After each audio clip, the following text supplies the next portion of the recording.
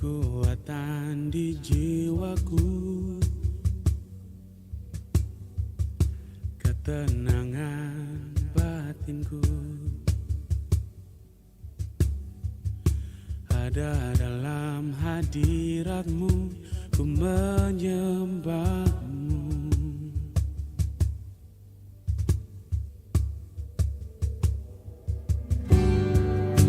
Bersungguhku di kakimu,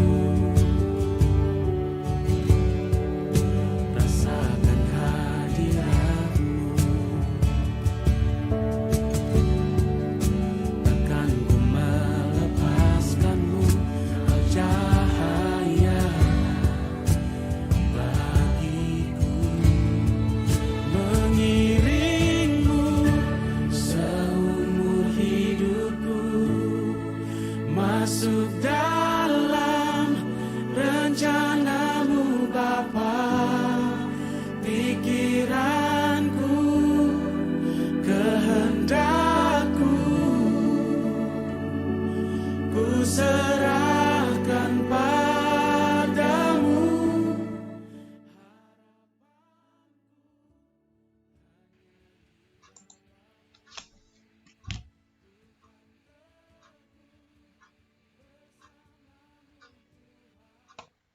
Baik, saya sapa kita sekalian, jemaat Tuhan terkasih. Shalom, pada pagi hari ini kita boleh kembali bersama berkumpul untuk kita berbakti kepada Tuhan. Saya sapa juga bagi jemaat Tuhan yang sedang mengikuti siaran ini lewat audio. Shalom, salam kasih dari kami yang ada di Zoom meeting ini. Dan juga bagi teman-teman jemaat Tuhan dari gereja lain yang bisa bersama berbakti bersama dengan kami di GKBJ Surabaya. Salam sukacita pagi hari ini. Mari kita akan bersama memulai ibadah kita dengan kita bersama kita akan berdiri. Kita akan memulai ibadah kita ini dengan satu pengakuan. Bahwa pertolongan kita adalah di dalam nama Tuhan. Dialah yang menjadikan langit dan bumi, laut dengan segala isinya. Kasih karunia menyertai saudara, dan damai sejahtera dari Allah Bapa dan Tuhan kita, Yesus Kristus. Amin.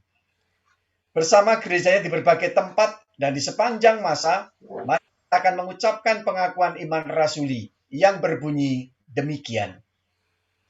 Aku percaya kepada Allah, Bapa yang Maha Kuasa, Halik langit dan bumi, dan kepada Yesus Kristus, anaknya yang tunggal Tuhan kita, yang dikandung daripada Roh Kudus, lahir dari anak darah Maria, yang menderita sengsara di bawah pemerintahan Pontius Pilatus, disalibkan, mati dan dikuburkan, turun ke dalam kerajaan maut. Pada hari yang ketiga, bangkit pula dari antara orang mati, naik ke surga, duduk di sebelah kanan Allah, Bapa yang Maha Kuasa. Dan dari sana ia akan datang untuk menghakimi orang yang hidup dan yang mati. Aku percaya kepada Roh Kudus, gereja yang kudus dan am, persekutuan orang kudus, pengampunan dosa, kebangkitan tubuh, dan hidup yang kekal. Amin.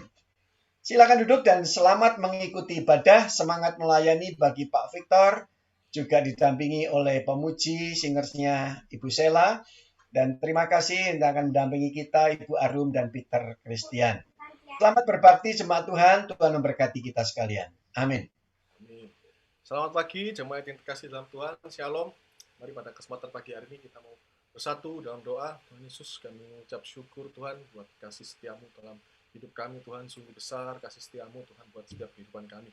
Dan biarlah Tuhan pada pagi hari ini Tuhan kami mau bersatu berdoa, kiranya Kau siapkan dan kuduskan, Kau berikan kami kesatuan hati dan satu pikiran Tuhan, bahwa biarlah pada pagi hari ini Tuhan, penyembahan ini Tuhan dapat Kau terima.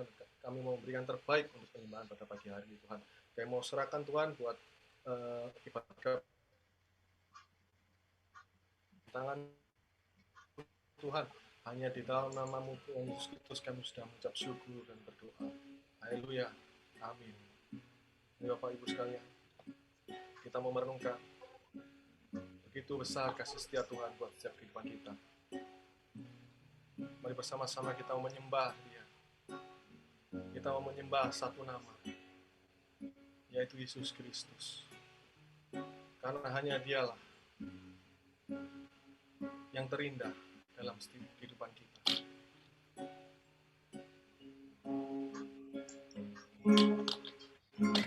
Kau yang terindah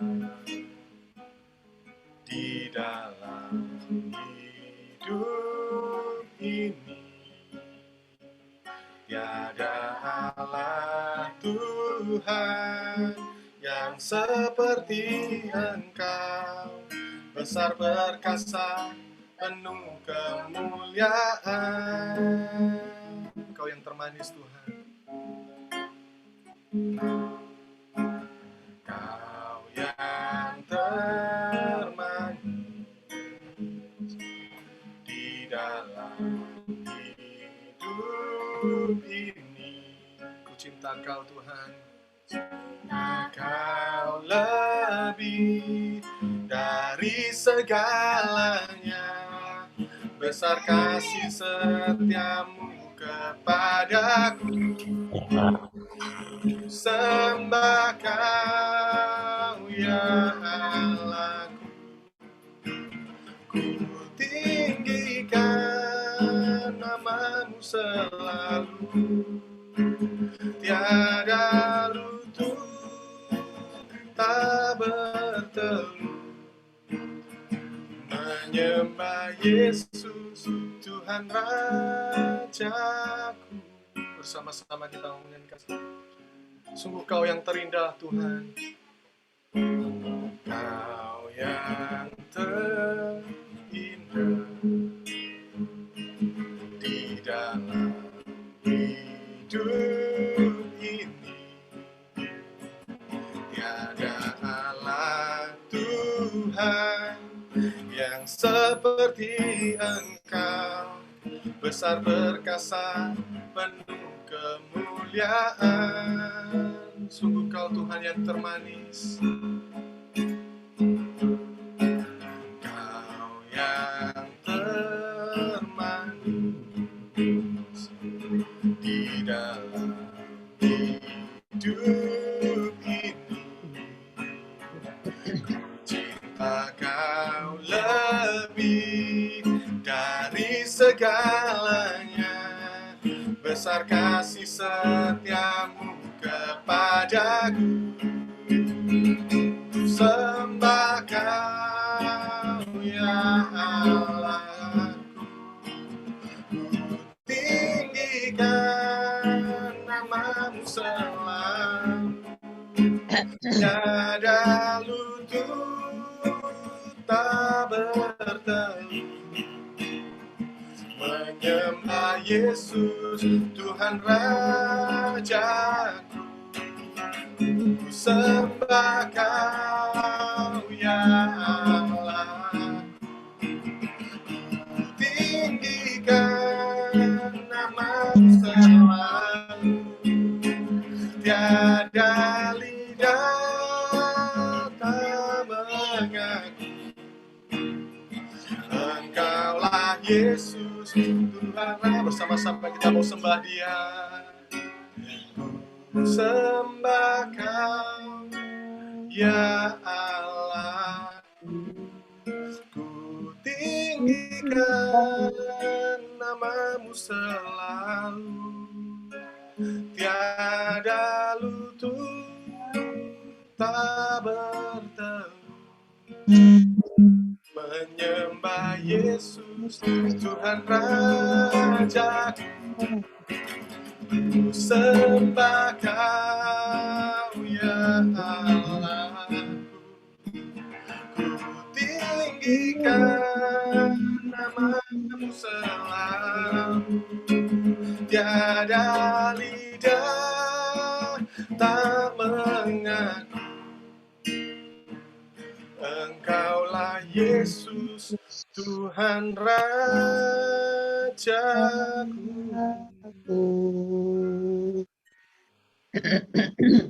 Engkaulah Tuhan Yesus Raja kami Tuhan. Sungguh kami mengucap syukur kami punya Allah seperti Engkau Tuhan. Terima kasih Yesus, terima kasih Yesus. Terima kasih Yesus. Ini setiap penyembahan kami dari hati kami Tuhan. Thank you Jesus. Mari Bapak Ibu pada kesempatan pagi hari ini, saya mengajak setiap kita membaca dari Injil Yohanes 4 ayat 23 sampai 24 yang berbunyi demikian. Tetapi saatnya akan datang dan sudah tiba sekarang, bahwa penyembah-penyembah benar akan menyembah Bapa dalam roh, dan barang siapa yang menyembah Dia harus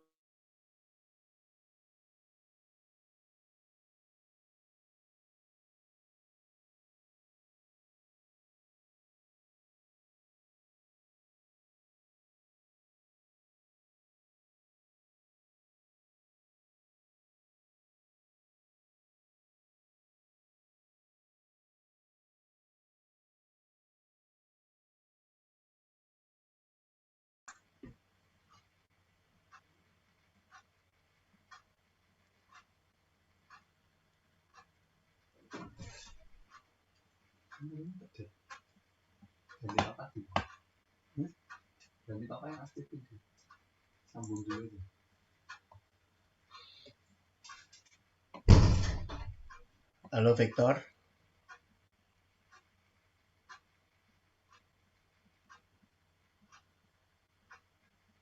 Victor. Sepertinya tempat Victor terputus. Victor error rasanya, Pak. Iya, betul ya. Iya, betul. Tapi Recording suara saya, stopped.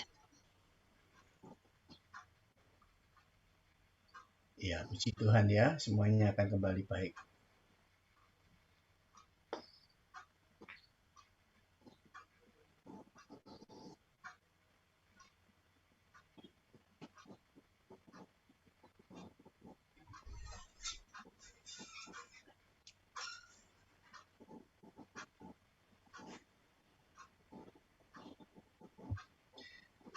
Baik, kita akan sambung pujian kita sambil kita bersama akan menanti Victor.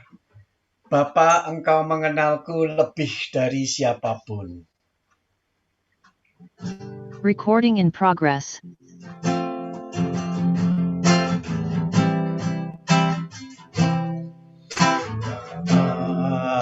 Engkau mengenalku lebih dari siapapun. Engkau tahu ceritaku dan isi hatiku. Tak peduli masa lalu,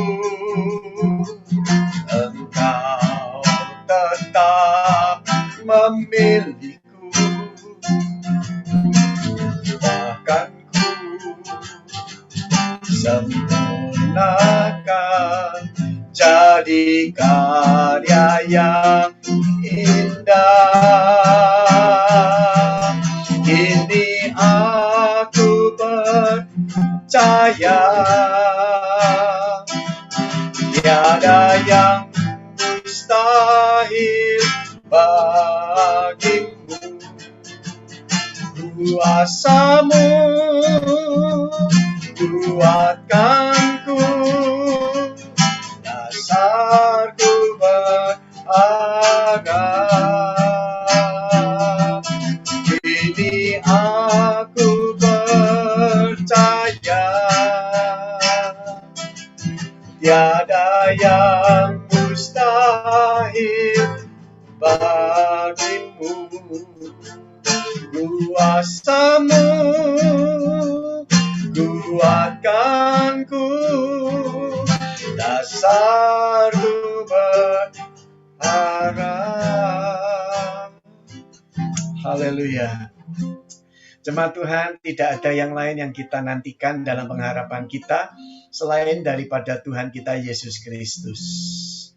Biarlah sukacita tetap ada di dalam hati dan hidup kita hari ini, sekalipun kita masih berada di tengah sebuah ketekanan, pergumulan dan juga beban hidup kita. tetapi kita mau arahkan hati untuk belajar daripada firman Tuhan. Mari kita akan bersama-sama berdoa sebelum kita akan mendengarkan akan firman Tuhan pada pagi siang hari ini. Mari kita berdoa. Bapa kami di surga, sungguh bersyukur hari yang indah Tuhan berikan kepada kami. Cuaca yang cerah dan juga udara yang segar. Hati yang antusias dengar firman Tuhan. Biarlah kami sekarang buka hati. Kami akan serahkan diri kami kepada Tuhan. Apa yang perlu ditegur oleh Tuhan, biarlah Engkau yang tegur kami melalui firman-Mu. Apa yang perlu diteguhkan, biarlah Engkau sendiri yang akan membimbing kami. Dan yang perlu dihibur, biarlah Tuhan sendiri yang memberkati kami. Terpuji nama Tuhan. Di dalam nama Yesus Kristus Tuhan kami berdoa. Haleluya, katakan sama-sama. Amin. Baik, sekali lagi shalom, salam merdeka bagi kita sekalian. Kita masih di bulan merdeka, di minggu terakhir, di bulan Agustus. Kita mau bersama belajar dengan sebuah tema, merdeka dari keegoisan. Bapak Ibu saudara yang dikasihi Tuhan, kita akan membaca firman Tuhan yang terambil di dalam kitab Yakobus pasalnya yang ketiga, ayatnya yang ke-16. Firman Tuhan berkata demikian. Mari kita yang bisa membaca dengan bersuara, kita akan mengucapkannya. Firman Tuhan ini terambil dari Yakobus pasal 3, ayatnya yang ke-16. Demikian bunyi firman Tuhan. Sebab di mana ada iri hati dan mementingkan diri sendiri, di situ ada kekacauan dan segala macam perbuatan jahat. Sekali lagi saya baca. Sebab di mana ada iri hati dan mementingkan diri sendiri, di situ ada kekacauan dan segala macam perbuatan jahat. Jemaat Tuhan yang terkasih, pada dasarnya semua manusia itu memiliki ego. Dalam bahasa Yunani, kata ego itu berarti saya.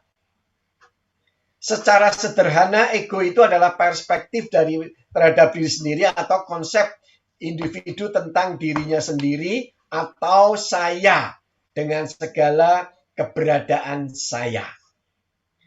Saudara, apa saya egois? Ini satu pertanyaan yang penting untuk kita semua. Saudaraku yang dikasihi Tuhan, Tuhan memanggil kita untuk menjadi berkat dan kesaksian bagi orang lain. Bukan lagi hidup untuk diri sendiri atau mementingkan diri sendiri. Ini namanya egois, saudaraku. Saya coba tayangkan film 2 menit yang akan kita ikuti bersama. Sebuah cuplikan kisah yang saya lihat cukup menarik sekali. Film inspiratif ini memberikan satu makna kepada kita bahwa kita seringkali egois, mementingkan diri sendiri. Seperti ini gambarannya, akan ditayangkan oleh Peter Chris. Silakan.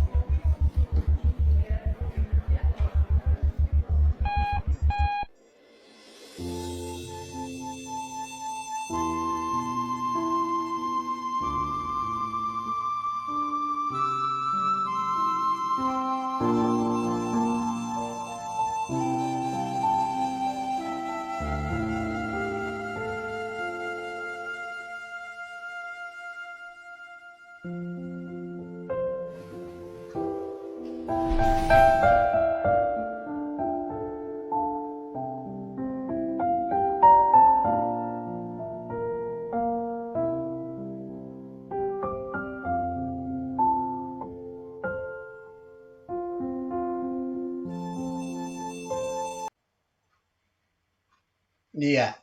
Saudara lihat tadi ya, bahwa ketika di sebuah mall, diceritakan di situ lift terbuka dan tiba-tiba ada seorang muda masuk dan akhirnya jadi orang yang cuek, tidak urusan, dia cepat-cepat masuk, padahal dikatakan saat itu liftnya sudah overload, jadi harus ada satu orang yang keluar.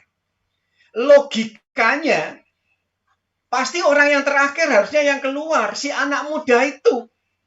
Tapi dia coba untuk aksi dengan gadgetnya, dia tidak urusan dengan orang lain, satu sama lain juga saling pandang.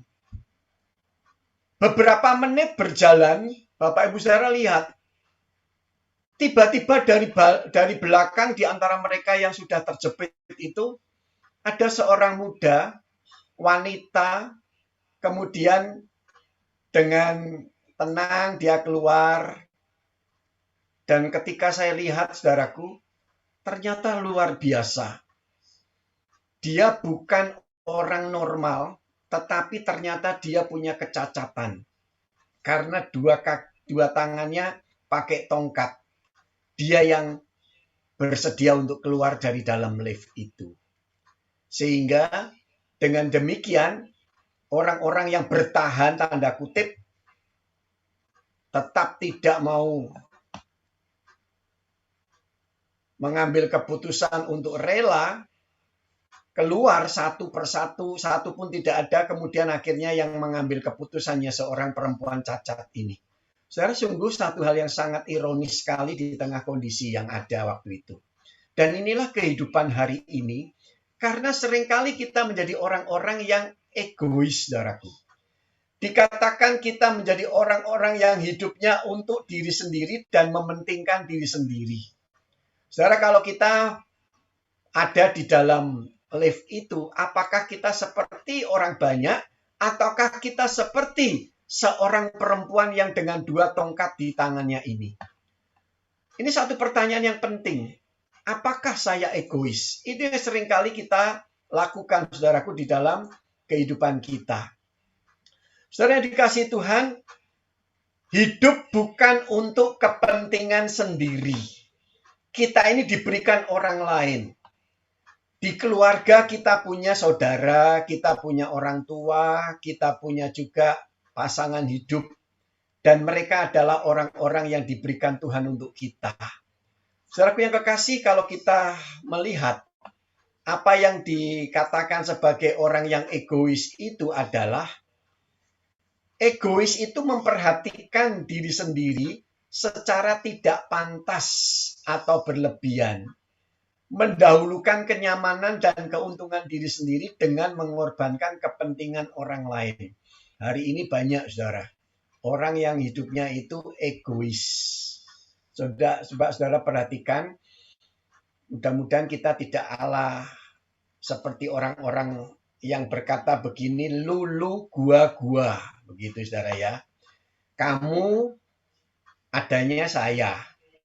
Ini orang-orang yang egois. Sehingga tidak lagi peka akan orang-orang yang ada di sekitarnya. Saudara yang dikasihi Tuhan, egoisme itu berarti juga menempatkan diri sendiri, menempatkan diri di tengah satu tujuan serta tidak mempedulikan dengan penderitaan orang lain, termasuk yang dicintainya atau yang dianggapnya sebagai teman. Jadi orang-orang egois itu kehidupannya memang sangat-sangat mengerikan, saudara. Jadi bisa hidup di tengah keluarganya, tetapi sedemikian gambarannya. Saudara lihat ini orang. Apa yang dikerjakannya? Orang ini asik, saudaraku. Saya tidak tahu hubungan mereka, tetapi bayangkan kalau mereka ini suami dengan istrinya. Asik main games, kemudian istrinya dicuekin. Untung itu bukan saya sebagai seorang suami ya, karena saya bayangkan, saya bersyukur kalau kita punya istri yang tidak begini. Bayangkan kalau dibalik, istrinya aktif, asik dengan main games, suaminya dicuekin, saudara. Biasanya apa yang terjadi? Suaminya pergi ambil mobil atau motornya keluar, saudara ya, cari acara lain.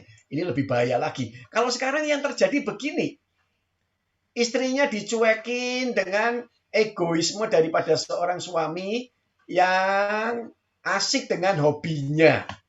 Saudara, kita mau belajar hari ini menjadi orang-orang Kristen yang hidupnya itu tidak menjadi egois. Apakah kita orang Kristen yang egois? Saudaraku, yang dikatakan firman Tuhan tadi di awal dikatakan bahwa karena dari sifat ini akan dikatakan timbul kekacauan dan segala macam perbuatan jahat. Jadi saudara bisa lihat, orang yang egois akan menimbulkan apa? Kekacauan dan segala macam perbuatan jahat. Saudara jangan kaget dari ini kalau konflik di rumah, di dalam rumah tangga kita, konflik di gereja, konflik di kantor. Perhatikan saudara, ada satu orang saja yang egois, kacau saudara. Sungguh kacau. Seperti tadi, konflik muncul terus. Bahkan dikatakan dampak daripada kekacauan, daripada egois itu bukan hanya kekacauan, tetapi akan muncul perbuatan-perbuatan jahat. Karena apa? Sebetulnya egoisme kita itu, di dalamnya itu terkandung unsur yang namanya unsur-unsur kejahatan. Saudaraku, jangan kaget hari ini kalau ada yang namanya orang membawa kepentingan pribadi dengan egoismenya. Jadi egoisme dengan kepentingan pribadi itu bersatu, saudara. Orang yang egois itu penuh kepentingan pribadi. Orang yang ada tampilkan kepentingan pribadinya itu orang yang egois. Jadi ini satu. Maka saya katakan kepada kita sekalian, kalau rumah tangga kita ini kacau, bayangkan saudaraku, hal-hal yang jahat bisa muncul terjadi di dalamnya. Kalau gereja itu kacau, berarti ada nilai-nilai egoisme dan juga kepentingan pribadi yang bersatu. Dan ini jahat luar biasa. Akan banyak orang sakit hati. Bayangkan saudaraku kalau ekspresi di tengah kantor, atau di gereja, atau di rumah itu seperti orang perempuan ini, saudara. Lihat gambarnya itu. Kalau sudah ada satu orang yang angkat tangan bukan untuk menyampaikan berkat Tuhan, tetapi angkat tangan karena emosi, kemudian yang terjadi suara keras, saudaraku. Bayangkan kalau 3 orang yang di sampingnya ini kemudian ikut bereaksi, pasti kacau luar biasa. 1 orang aja sudah kacau, suasana tegang, tidak nyaman. Dan itu dialami oleh keluarga-keluarga anak-anak Tuhan hari ini. Di rumah itu tidak terjadi sebuah kedamaian. Di tengah keluarga itu tidak ada sukacita. Yang ada itu hidup yang senantiasa adalah apa? Suasana yang tegang. Bahkan tidak jarang sudah mulai muncul yang namanya hal-hal yang bukan hanya kacau, tetapi yang jahat di antara mereka. Kalau sudah demikian, saudaraku, nanti akan ada 2 kubu. Yang pro dan yang kontra. Nanti mulai sudah lagi tersusupi dengan apa? Hal-hal yang sifatnya itu negatif, saudaraku. Nah, ini kekristenan hari ini terancam. Makanya dikatakan kita harus jadi orang yang merdeka dari keegoisan. Kita rindukan rumah tangga kita itu rumah tangga yang damai sejahtera, rumah tangga yang penuh dengan sukacita, rumah tangga yang ada kebahagiaan. Saudara, kalau sudah ada 1 orang yang berteriak, saudara, apa jadinya? Pasti yang lain pasti akan meresponi. Tinggal responnya apa? Kalau responnya mereka dengan dewasa, tenang. Kalau yang tidak dewasa, kemudian responsif. Negatif yang keluar. Terjadilah apa? Luar biasa, saudaraku. Perdebatan, bahkan yang namanya kalau di gereja, maafkan, sudah 1 kata dibahas atau 1 hal yang dibuat pembahasan, saudaraku, tidak jarang pemimpin gebrak meja, kemudian saling tuding, saudaraku, dan itu menghiasi gereja Tuhan hari ini. Sehingga yang rasanya orang yang dulu mungkin dia tidak masuk dalam pelayanan, kemudian masuk ke gereja, aktif, kemudian terpilih jadi pemimpin, sampai di sana tidak jarang, saudaraku, satu pertanyaan. kok tidak bedanya dengan orang-orang duniawi. Gereja tersusupi oleh kepentingan pribadi. Gereja tersusupi oleh orang-orang yang mementingkan diri sendiri. Saudaraku, apa manfaatnya bagi Tuhan? Tidak ada. Malah batu sandungan di hadapan Tuhan. Saudara yang kekasih, ingat, kalau kita hidup sebagai orang yang egois, mementingkan diri sendiri, egois itu juga dekat dengan keserakahan, saudara. Dikatakan bahwa seperti gambaran ini gambaran Lot dengan kedua anaknya, satu anak, satu menantu. Diceritakan di sana di dalam Kejadian pasalnya yang ke-13, ayat 1-13 atau 19, 1-29, bahwa orang egois ini digambarkan seperti Lot, keponakannya Abraham. Orang yang egois itu akan melakukan apa saja demi mewujudkan apa yang diinginkan. Tidak peduli hal itu menyakiti atau mengorbankan perasaan orang lain. Saya bercerita ini ada orang yang sedang nangis dengar khotbah ini. Kenapa begitu? Karena dia sedang jadi korban. Hatinya tersakiti, perasaannya begitu terkoyak-koyak terus setiap ketemu orang ini. Saudaraku, bayangkan seorang Lot, ketika disuruh ambil keputusan, Abraham luar biasa. Orang yang dewasa rohani, dewasa kepribadian, ambil keputusan, silahkan kamu yang pilih. Padahal secara tradisi harusnya Adam punya otoritas, punya hak lebih dahulu. Tapi Abraham tidak lakukan itu, dia berkata, kamu aja yang pilih dulu. Kemudian Lot pilih tempat yang menurut pandangan dia di sana secara lokasi lebih menjanjikan karena subur, saudaraku. Tetapi Lot lupa bahwa di sana dekat dengan Sodom dan Gomora. Daerah rawan. Tetapi karena pandangan dia putuskan, ini aku ambil yang bagianku. Kemudian dia tinggal di sana, dia hidup di sana, saudaraku, tetapi jadilah seorang Lot yang ketika dalam kisah ini betul-betul Lot orang yang egois. Melakukan apa saja demi mewujudkan apa yang diinginkan. Demi kekayaan dia korbankan dua anaknya. Bayangkan, saudaraku, ketika dia digerebek, ceritanya kalau begitu ya zaman sekarang, didatangi oleh tamu dalam cerita Alkitab. Ketika datang itu, saudaraku, tamu ini dihadapi oleh Lot karena dia mementingkan diri sendiri, egois. Dia coba untuk lakukan keputusan yang konyol. Dia tanda kutip tawarkan anak perempuannya, dia tawarkan menantu perempuannya untuk ditiduri oleh tamu-tamu yang ada itu. Saudaraku, luar biasa jahatnya. Orang yang sudah mulai terorientasi oleh egoisme, yang terjadi adalah apa? Orang-orang yang demikian seperti Lot ini, saudaraku. Dia tidak jarang. Sering kali dikatakan demikian, artinya, saudaraku, dia tidak peduli hal itu menyakiti atau mengorbankan perasaan orang lain. Suara hati anak perempuannya, menantu perempuannya itu seperti apa? Dikorbankan demi kepentingan pribadi atau diri sendiri seorang Lot, saudaraku. Hati-hati. Hari ini banyak orang Kristen hidupnya seperti Lot. Egois. Sifat egois itu membawa kehancuran bagi diri sendiri dan orang-orang yang kita kasihi, saudara. Jangan serakah. Orang yang egois, kalau dia tidak pedulikan perasaan orang lain, dia bisa serakah, saudara. Dan sekali lagi, dosa yang namanya serakah itu dosa besar. Jangan dibilang hanya nilai sombong, berbuat mesum, cabul, saudaraku, atau hal-hal yang negatif yang lain, penyembahan berhala. Serakah pun termasuk dosa dan dikatakan tidak ada tempat di dalam kerajaan Allah bagi mereka yang melakukan ini. Saudaraku, dan dekat juga egois itu dengan kikir. Kikir itu bukan hemat loh, saudaraku. Pelit itu kalau orang kikir itu. Dan ini pun mengancam kehidupan orang di sekitarnya.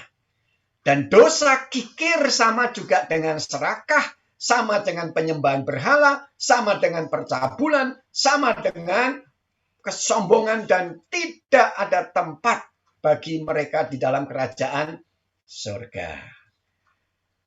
Saudaraku yang terkasih, ini gambaran, mohon maaf, saya meskipun tidak terlalu lama pengen melihat, tetapi ini gambaran orang serakah, saudara ya. Yang dimakan ya bukan ya makan makanan yang enak, lesat masih banyak kok. Sampai yang namanya dolar dimakan kayak begini, saudaraku. Karena saking serakahnya. Saudara, bila sifat egois itu terus dipelihara, maka di dalam dirinya akan timbul sifat baru, yaitu apa tadi? Kikir dan serakah, saudara. Hati-hati, saudara ya. Sekali lagi tetap hati-hati. Betapa indahnya kalau kita hari ini, saudaraku, kepingin bahagia. Kita kepingin kaya, tidak salah. Cerita lama berkata begini, saudara. Satu hari orang ini coba berdoa kepada dewanya. Dia berkata, aku kepingin kaya raya, tidak miskin, menderita banyak utang, dan kondisi yang kayak begini sengsara. Saudara, satu kali dia ingin dalam keinginannya itu, apa yang bisa saya pegang itu bisa berubah jadi emas. No, saudara, kalau kita jadi orang ini, saudaraku, kita kan pengen ya. Wah, dengan ini kalau semua dipegang jadi emas, bayangkan, saudaraku. Setiap barang kita makan, pegang piring, piringnya jadi emas. Wah, senang sekali, saudara. Pegang sendok, sendoknya jadi emas. Saudara, apa kita tidak kepengen? Tapi betapa menderitanya ketika orang ini, saudaraku, dia lupa yang dia cari hanyalah materi, bukan kebahagiaan. Ketika semuanya terjadi, dia keluar lewat pintu, pintunya dia pegang, pintunya jadi emas. Keluar halaman, dia pegang pagarnya, sepanjang pagar itu jadi emas. Saudara, senang sekali. Masuk ke dalam rumah, saudaraku. Apa yang terjadi? Mulai ketika dia lapar, dia pegang piring jadi emas, dia pegang sendok jadi emas, dia pegang garpu jadi emas. Tapi yang terjadi apa? Ketika dia pegang nasi, nasinya berubah jadi emas. Karena memang semua yang dipegang dia jadi emas.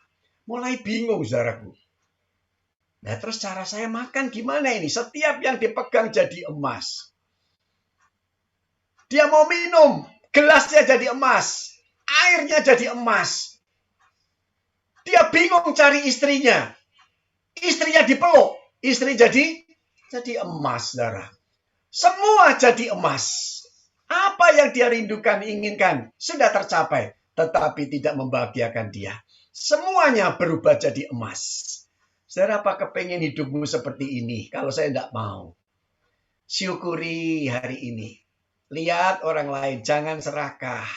Kalau semuanya sudah kita gapai, saudaraku, jadinya apa kalau kita tidak bahagia? Menderita. Maka saudaraku yang dikasih Tuhan, jangan egois. Keegoisan kita itu menambah luka bagi saudara kita. Catat ini, bapak-bapak, istrimu itu merindukan kasih sayang. Bukan hanya uang. Kalau kita egois, saudaraku, sibuk dengan kenikmatan kita, hobi kita sendiri, atau kita sibuk dengan apa? Ya,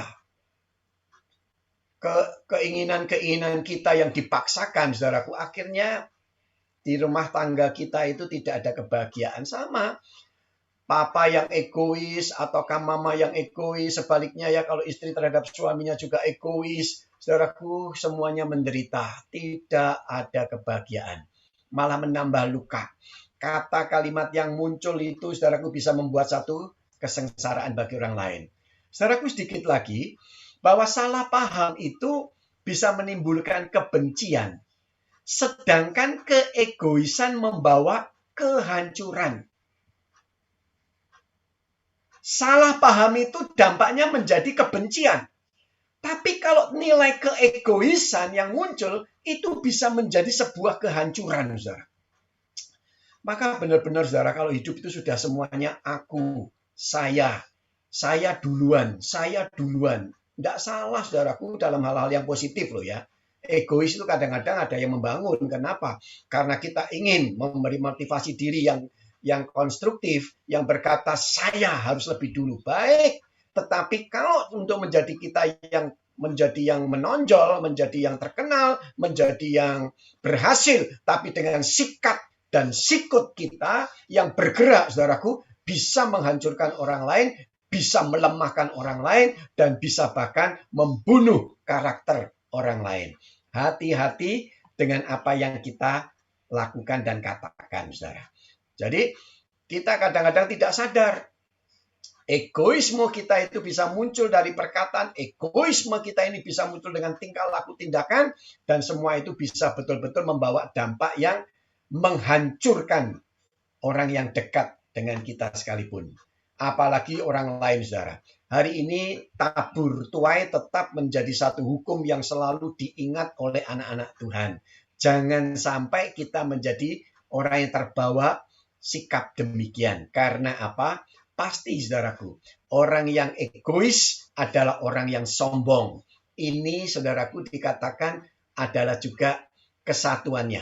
Selain orang egois tadi dikatakan adalah orang-orang yang punya kepentingan pribadi, orang egois itu juga orang-orang yang sombong. Kalau orang sudah sombong, saudaraku, coba lihat, dia akan merendahkan orang lain. Dia tidak menghargai orang lain. Kalau sudah sedemikian, yang muncul adalah apa? Sikap daripada mereka yang dilecehkan itu bisa membawa kepada kehancuran. Kita belajar, saudara, untuk kita melihat.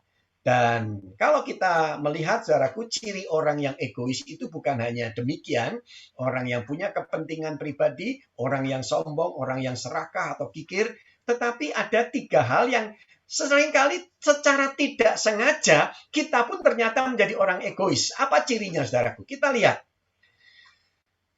Ciri lain dari orang yang egois itu yang pertama dikatakan begini. Ini orang egois juga, saudara. Tidak pernah melihat kesalahan sendiri, selalu menyalahkan orang lain. Coba dicamkan dulu. Tidak pernah melihat kesalahan sendiri, selalu menyalahkan orang lain, saudara. Ini biasanya orang yang begini ini punya masa lalu yang sakit, saudara. Dia punya kelemahan masa lalu. Jadi dirinya itu akhirnya jadi orang yang perfektisme ya. Saya kira tidak salah untuk kita menjadi sempurna. Tetapi kalau kita selalu melihat, saudaraku, orang lain itu salah, yang benar itu diri sendiri. Orang lain itu bodoh, orang lain itu negatif, saudara. Orang lain itu jelek. Yang baik itu saya, yang benar itu saya, yang indah itu saya. Orang lain itu sebaliknya. Ini maaf, ini orang egois, saudara. Terus yang kedua cirinya apa lagi? Tidak memiliki perbendaharaan kata, tolong, maaf, terima kasih. Jadi kalau teman-teman kita, permisi, ada yang tidak pernah bilang, aku minta tolong. Kalau ngomong, Pak, tolong. Bu, tolong. Atau ketika berkata, sorry ya, maaf. Atau dia tidak pernah berkata, diberi terima kasih. Ini sebetulnya ciri orang egois, saudara. Jadi hati-hati makanya. Kalau kita hari ini jadi orang sombong, susah untuk berkata minta maaf, minta tolong, atau berterima kasih. Sering saya kan bilang begini, hati-hati istri-istri kalau lihat suami. Suami itu nilai yang seringkali ditonjolkan itu adalah apa? Nilai harga diri. Maka kalau suami-suami salah itu kan jarang kan bilang begini, Ma, aku minta maaf. Mah, tolong, Mah. Terima kasih, Mah. Ini kalau orang egois, saudara tidak bisa ngucap itu. Makanya suami itu kadang-kadang kita bilang, suamiku kok tidak mau minta maaf, Pak. Kalau dia tidak pernah minta maaf, saya akan cerai. Saya sekarang nemu jawabannya. Karena ternyata suamimu itu egois. Makanya tidak mungkin dia berkata tolong. Sorry. Terima kasih. Tidak mungkin. Nah, saudara ya. Jadi kalau suami yang demikian. Kalau istri itu lebih mengedepankan perasaan. Makanya tidak jarang, ya ada sih istri yang tidak punya kalimat ini atau kata ini, tolong, maaf, terima kasih, tidak punya, ada. Tetapi pada umumnya istri itu lebih mengedepankan perasaan. Makanya lebih gampang seorang istri berkata, maaf, terima kasih, tolong, begitu ya. Kecuali istri-istri yang memang demikian. Saudaraku yang dikasihi Tuhan, ketiga ciri yang lain itu adalah apa? terus bicara, tidak mau mendengar, ini orang egois, saudaraku. Maka saya belajar untuk kadang, saudaraku, mendengar itu memang tidak mudah. Orang yang biasa dominan berbicara, saudaraku, kalau dipotong pembicaraannya, orang yang biasa bicara, saudaraku, kalau dia orang yang egois, terus dia yang ngomong. Tidak ada kalimat, menurut Bapak bagaimana? Saya kepengen ada pendapat. Saudara, ini tidak gampang loh. Orang egois itu kan sombong. Nah, makanya hati-hati. Nah, sekali lagi, saudara, kita sedang belajar ya. Kalau orang-orang demikian, saudaraku, yang terpenting adalah apa? Perlu belajar, saudara. Belajar untuk memikirkan hak orang lain, belajar untuk menghargai orang lain, saudaraku, dan belajar untuk yang satu ini. Tunduk di bawah otoritas Allah. Ego kita harus ditundukkan di bawah otoritas Allah. Baru dinamakan anak-anak Tuhan.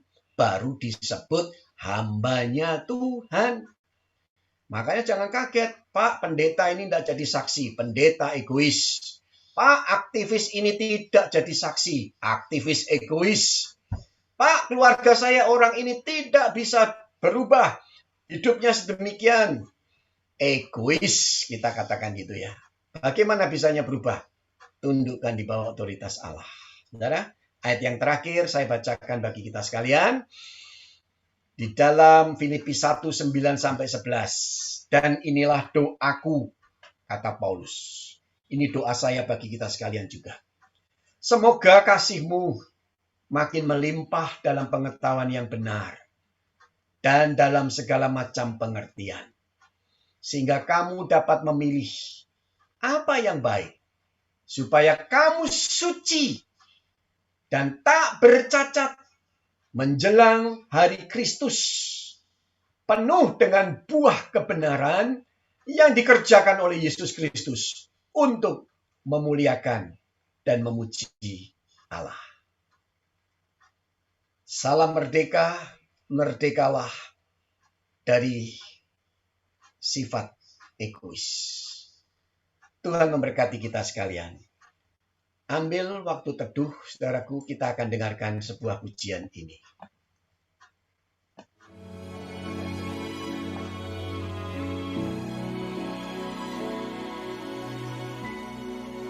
Betapa ku mencintai. Silakan kita kalau mau ikut menyanyikan pujian ini. Segala yang telah terjadi, tak pernah sendiri jalani hidup ini, selalu menyertai. Betapa ku menyadari di dalam hidupku ini, Kau selalu memberi rancangan terbaik oleh karena kasih. Bapa, sentuh hatiku, ubah hidupku menjadi yang baru, bagai emas yang murni. Kau membentuk bejana hati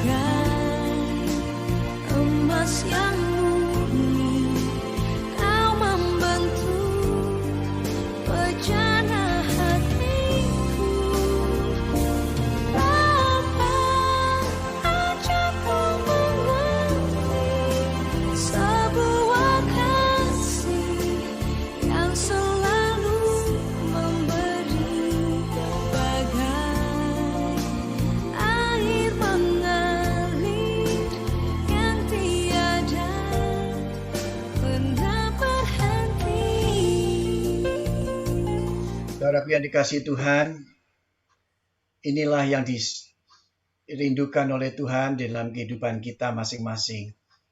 Jangan kita menyimpan atau memelihara keegoisan kita. Tetapi bawalah hidup kita kepada Tuhan, supaya dengan demikian kita tunduk di bawah otoritas Allah dan Tuhan memberkati kita sekalian. Mari kita berdoa. Tuhan di surga, kami bersyukur. Biarlah bukan aku lagi yang hidup, yang berkuasa atas diriku sendiri, tetapi biarlah otoritas Allah menguasai hidupku.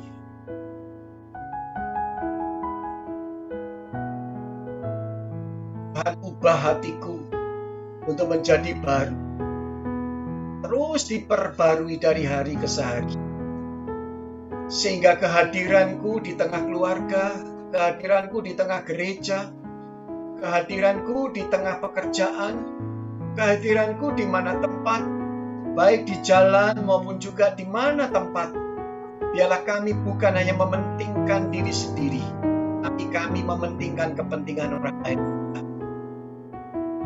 Terima kasih atas firman-Mu pada pagi siang hari ini. Kami boleh renungkan bersama. Dan tetap kami berdoa, membawa doa-doa syafaat kami kepada Tuhan. Mari jemaat Tuhan terkasih, bagi kita yang dari GKBJ Surabaya, kita mengingat Ibu Meme Yuniati yang sekarang ada di tengah kondisi sedang menjalani kemoterapi yang sudah diselesaikannya di fase yang pertama ini. Akan ada beberapa kali ke depan, doakan dia supaya Tuhan menjamah. Meme, biarlah Engkau yang mengikuti ibadah ini dari Rumah Sakit Dr. Sutomo Surabaya.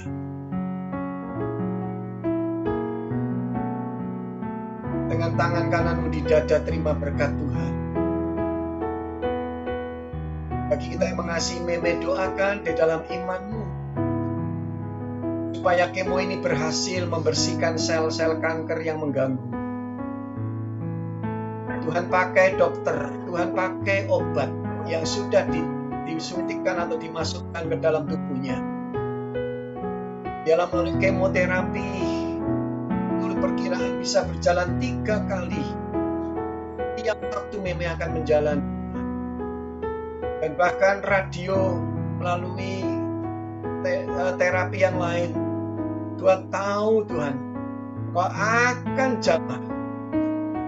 Sehingga Tuhan, kami percaya semua itu akan menjadi sarana. Kesembuhan datang dari Tuhan. Engkau menolong Meme Yuniati. Ampuni segala dosa dan salahnya. Biarlah imannya terus tumbuh di tengah kondisi apapun yang terjadi dalam hidupnya. Tuhan memberkati dan mencukupi semuanya. Terima kasih Tuhan Yesus. Dan hamba tetap menyerahkan Tuhan untuk kekasih-kekasih Tuhan yang lama menderita. Baik itu Bapak Saab Sumargun, Ibu Yeni, Bapak Aris Variadi, yang sekian tahun Tuhan berjalan dalam kondisi, hidup dalam kondisi tidak bisa bergerak secara bebas karena stroke. Tuhan memberkati melalui segala upaya dan keluarga yang mendampingi diberi kekuatan, kesabaran. Dan doa kami juga untuk Ibu Tuti yang juga dalam kondisi lemah. Di hari ulang tahunnya yang lalu dia tetap percaya kepada Tuhan dan bersyukur dengan imannya. Tuhan menolong Ibu Tuti. Dan kami menyerahkan juga ya Tuhan bagi Bapak Haryanto Gunawan, bagi Ibu Eli Kalalo yang setia di tengah masa tuanya dengan kondisi yang juga tidak stabil. Tuhan tetap mengasihi. Terima kasih Tuhan. Dan kami mendoakan teman-teman kami yang lain yang di sini bergabung, yang tidak disebutkan hamba-Mu, tetapi sedang berdoa kepada-Mu. Ada penyakit di tubuh kami, ada masalah beban berat di tengah kehidupan rumah tangga kami, ada kebutuhan yang belum kami miliki ya Tuhan. Setelah kami dengan iman pandang kepada Tuhan, kami berkati pada waktunya.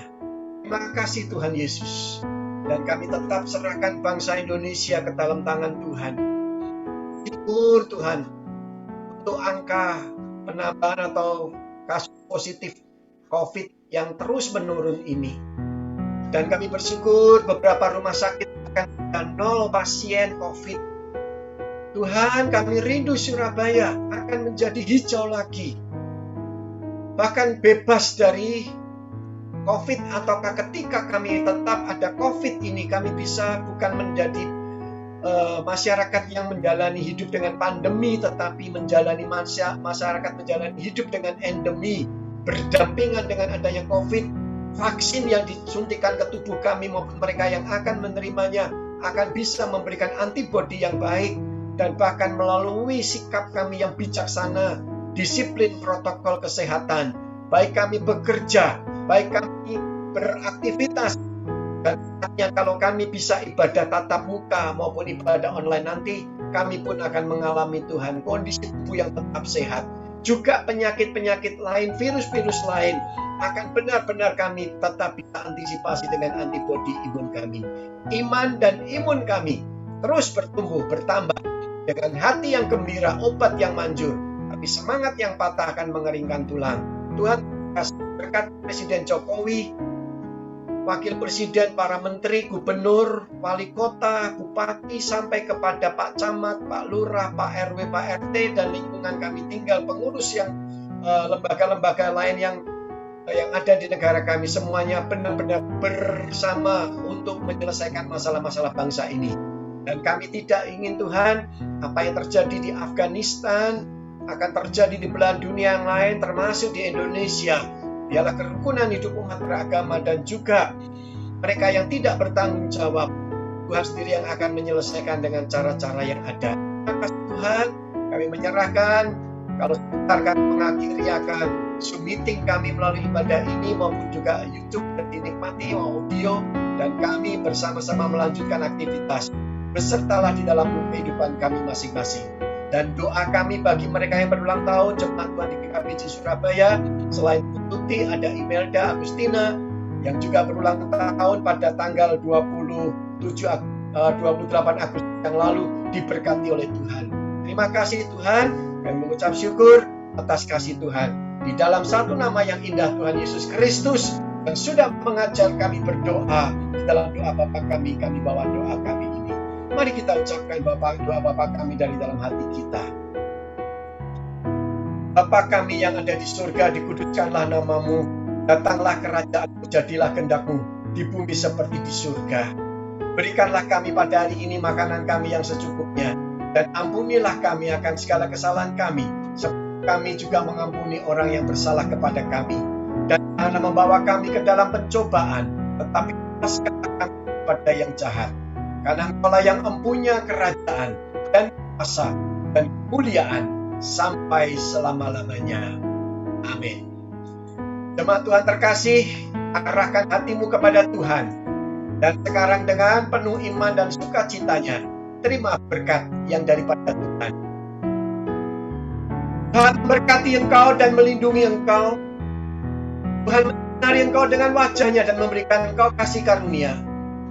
Tuhan menghadapkan wajahnya kepadamu dan memberikan engkau damai sejahtera sekarang sampai selama-lamanya. Amin.